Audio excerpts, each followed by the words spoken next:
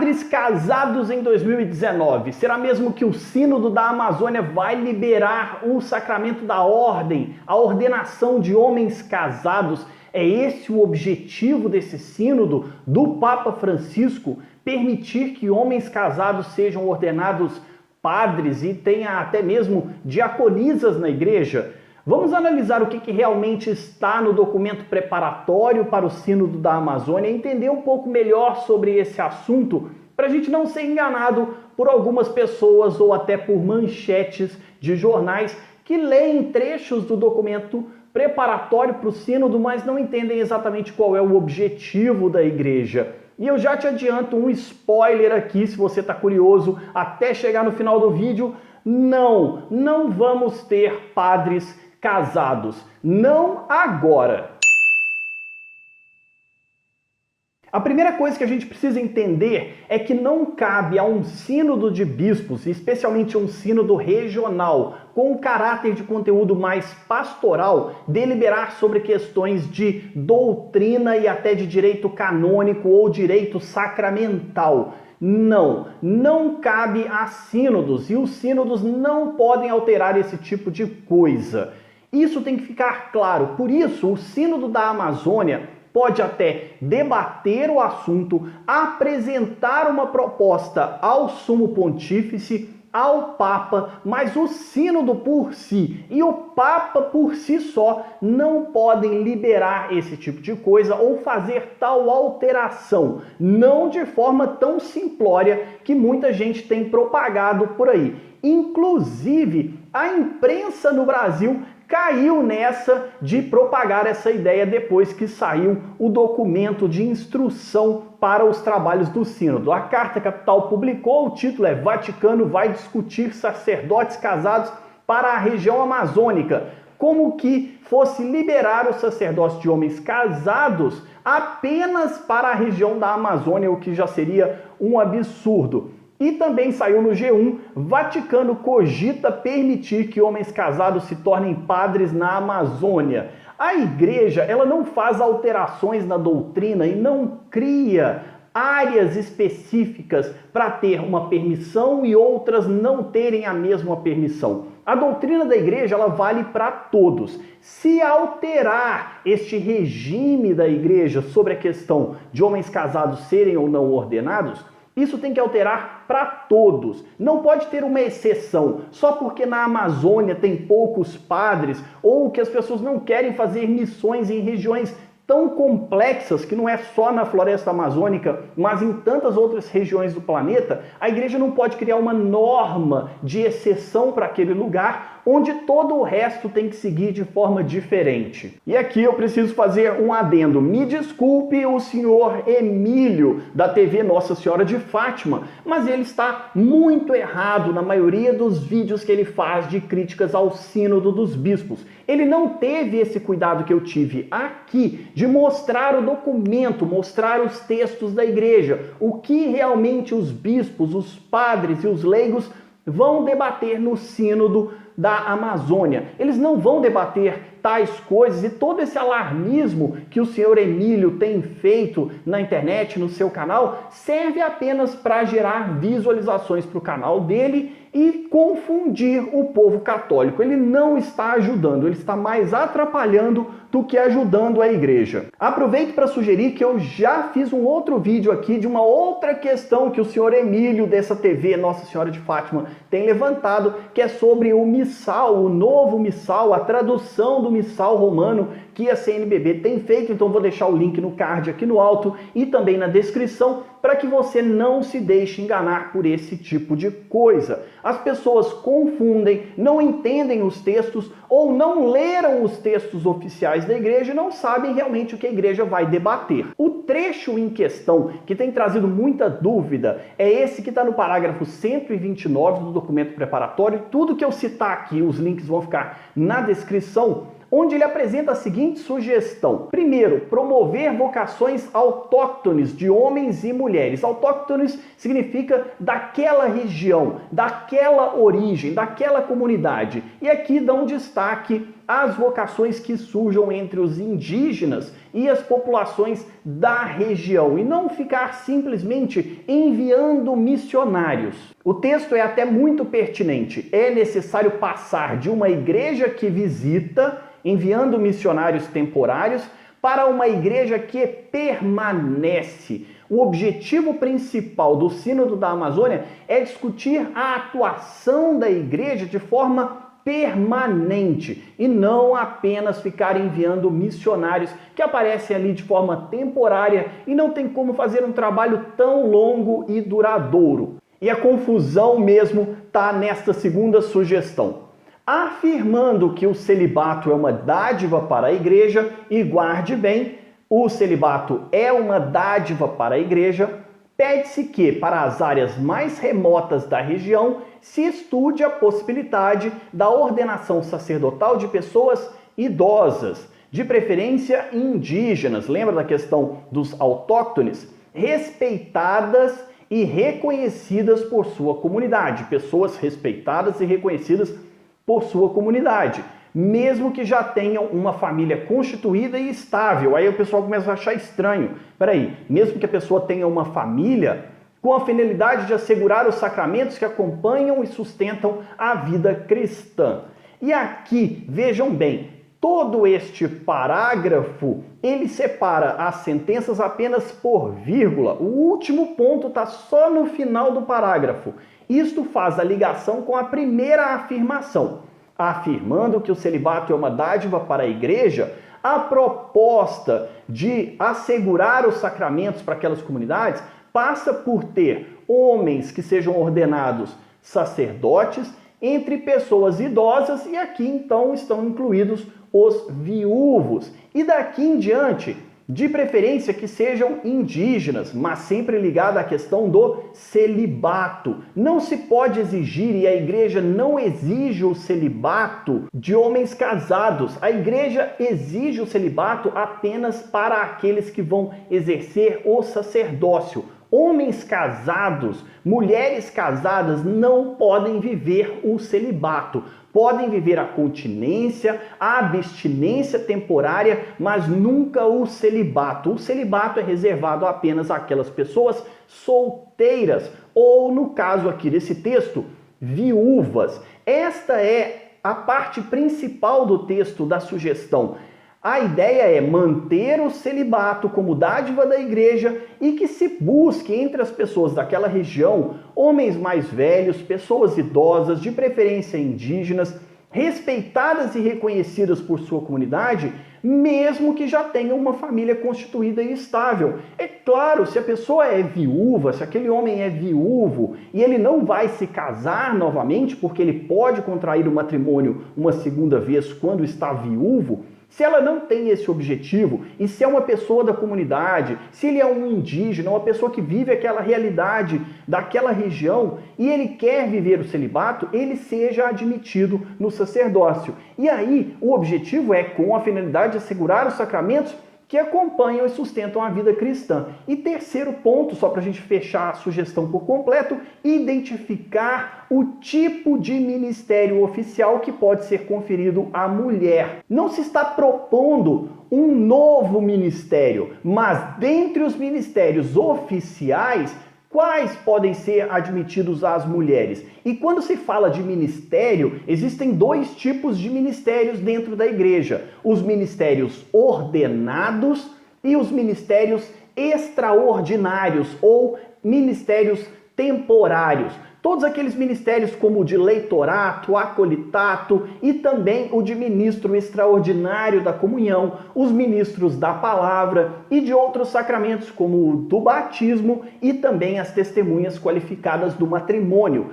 Todos estes ministérios são temporários e a igreja quer discutir, dentre estes ministérios oficiais, quais deles podem ser conferidos às mulheres. Não é para pensar coisas novas, não é para trazer ministérios novos, não é para admitir as mulheres como diaconisas, é apenas para pensar, dentre o que já existe, como integrar melhor as mulheres nestas comunidades, até porque muitas vezes elas são maioria e já são liderança. Aqui nós encerramos essa discussão desse entendimento errado que estão propagando de que a igreja vai admitir homens casados no sacerdócio ou mulheres como diaconisas. Não tem isso como proposta no Sínodo da Amazônia. Para ficar um pouco mais claro algumas questões, eu vou aprofundar mostrando documentos da igreja. A Congregação para o Culto Divino publicou o documento Redemptionis Sacramentum, onde ele explica alguns aspectos sobre o ministério dos leigos, o que eu falei sobre ministério ordenado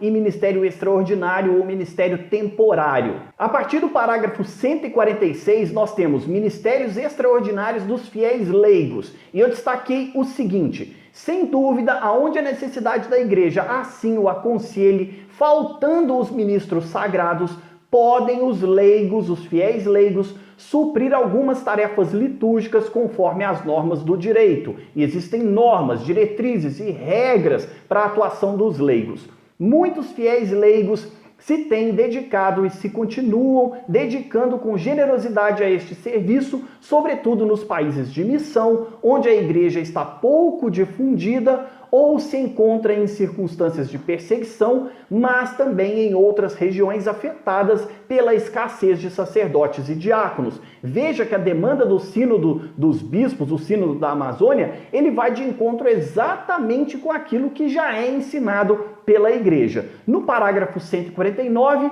muito recentemente, em algumas dioceses de antiga evangelização, são designados fiéis leigos como assistentes pastorais, muitíssimos dos quais, sem dúvida, têm sido úteis para o bem da igreja, facilitando a ação pastoral desempenhada pelo bispo e os presbíteros e os diáconos. Veja que aqui há a ideia até de assistentes pastorais que vão administrar comunidades e paróquias. Mas a igreja também é muito cuidadosa sobre a atuação dos leigos para que a gente não resolva tudo com os leigos. É essencial que todas as comunidades tenham acesso a um sacerdote para que elas não fiquem sem a Sagrada Comunhão. E esta é outra preocupação muito grande do Sínodo. Ela não quer que as pessoas fiquem sem receber a Sagrada Eucaristia ou recebam apenas em tempos esporádicos, até também outros sacramentos, como o sacramento da penitência. E aqui no parágrafo 151 ele destaca: somente por verdadeira necessidade se recorra ao auxílio de ministérios extraordinários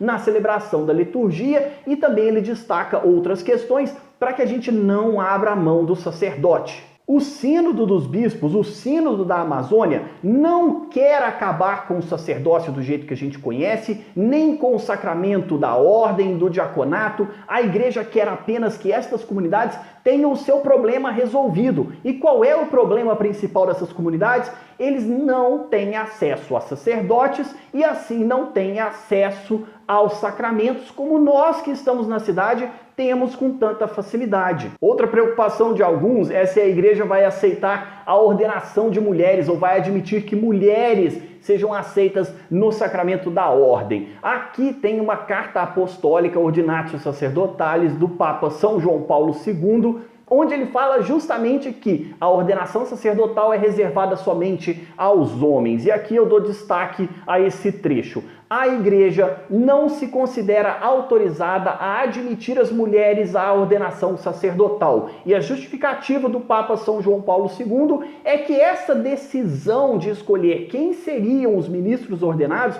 foi dada pelo próprio Jesus.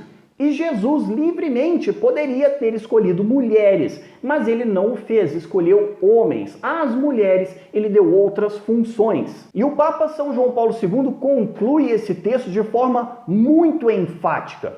Portanto, para que seja excluída qualquer dúvida em assunto de máxima importância que pertence à própria Constituição Divina da Igreja, em virtude do meu ministério de confirmar os irmãos, veja, o Papa São João Paulo II evoca a sua autoridade como bispo de Roma, aquele que define por último e toma a decisão definitiva para a Igreja. Declaro que a Igreja não tem absolutamente a faculdade de conferir a ordenação sacerdotal às mulheres e que esta sentença deve ser considerada como definitiva por todos os fiéis da Igreja. Não, nós não vamos ter mulheres admitidas no sacramento da ordem, porque o Papa São João Paulo II apresentou isso de forma objetiva e definitiva para a Igreja. E sobre a dúvida se eventualmente a Igreja pode vir a alterar a questão da ordenação de homens casados admitidos no sacramento da ordem, o cânon 1042 do Código de Direito Canônico da Igreja diz o seguinte: estão simplesmente impedidos de receber as ordens. Primeiro, o homem casado, a não ser que se destine legitimamente ao diaconato permanente. Homens casados só podem ser admitidos no sacramento da ordem para o diaconato permanente. E também o Catecismo da Igreja Católica, nos parágrafos 1579 e 1580, tem algumas coisas interessantes. Todos os ministros ordenados da Igreja Latina, à exceção dos diáconos permanentes, são normalmente escolhidos entre homens crentes que vivem celibatários e têm vontade de guardar o celibato por amor do reino dos céus. O celibato, portanto, é algo inerente ao sacramento da ordem para as pessoas que vão ascender ao grau do presbiterato e do episcopado. Mas aqui eu quero mostrar que essa questão do celibato não está completamente fechada dentro da decisão da Igreja. No parágrafo 1580, ele mostra como isso não é algo tão rígido a ser seguido. Pode sim ser discutido e até eventualmente alterado de acordo com a necessidade da igreja. Veja, 1580. Nas igrejas orientais, vigora desde há séculos uma disciplina diferente. Enquanto os bispos são escolhidos unicamente entre os celibatários, homens casados podem ser ordenados diáconos e presbíteros. Isso nas igrejas orientais. Existe essa situação. Esta prática é, desde há muito tempo, considerada legítima. Estes sacerdotes exercem um ministério frutuoso nas suas comunidades.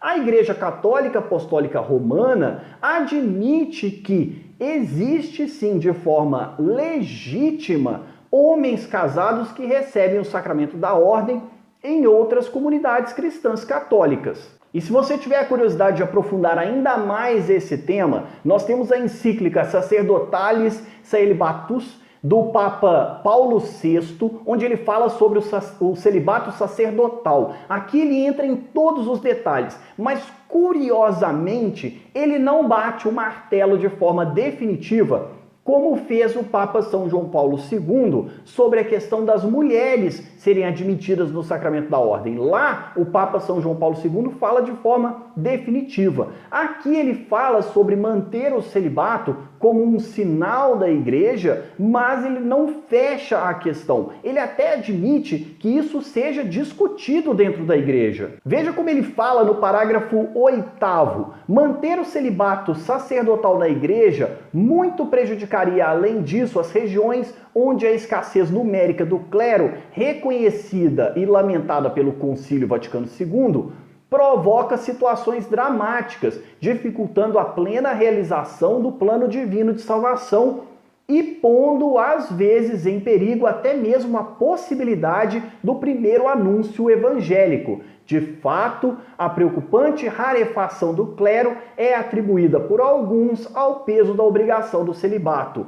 Ele admite que isso realmente é uma dificuldade, ele apresenta nesse documento uma solução que seja manter o celibato e nós buscarmos de forma mais efetiva homens que queiram viver o celibato e atuar nas regiões mais complexas, e isso vai ser debatido também no Sínodo dos Bispos.